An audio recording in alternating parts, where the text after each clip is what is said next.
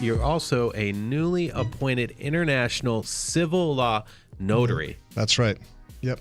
That's big. And, it's interesting. It's unusual here in the States. It is. Oh, yeah. First off, what does that even mean? Yeah. All right. You just told me. And it's it impressive. Blows everybody away. Yeah. Yeah. It's different. It's not a notary that you would see here in the United States. A notary here in the United States is a common law notary, which is like a vestige from England, from being a British colony.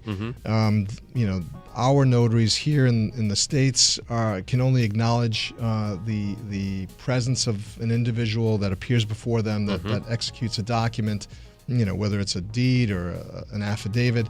That's all they do. They don't look into the integrity of the statement that's made in that document. They just look at the identity of the person that signed that document. So that's it. They have a very limited role. A civil law notary is a notary that you have anywhere else in the world, the entire world, Europe, Asia, South America. This is a notary. They call them a notary, but they're really attorneys. They're transactional attorneys. Okay. So when somebody goes for a closing in any of these countries, they go to their respective notary, which is an attorney. He's got education equivalent of what an attorney here would have, and they would conduct that transaction for the parties. It's not an adversarial relationship. It's the attorney will handle the transaction for both the buyer and the seller. Let's say this is an appointment that is used outside of the country, but for people that are here.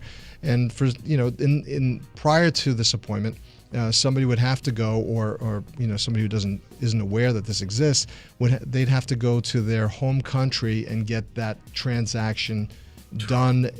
So let's say you have a property that you want to sell in Italy. Yep. That the buyer and seller would typically have to go there and conduct that transaction there in front of a notary. It could close right here in your office in Warwick. But now, you could do it right here. It's intended to be used in this country, but for outside of the country. So the document that's authenticated is for use in wherever you want to use it. What other transactions outside of real estate? Good point. Probate, international law transactions, like a business transaction. You're selling something, or you're conducting. You need an affidavit completed.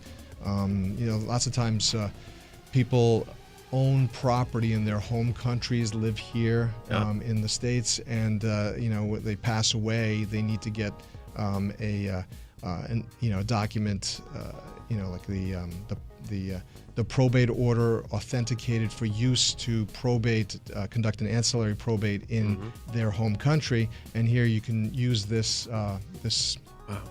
function to be able to take care of that.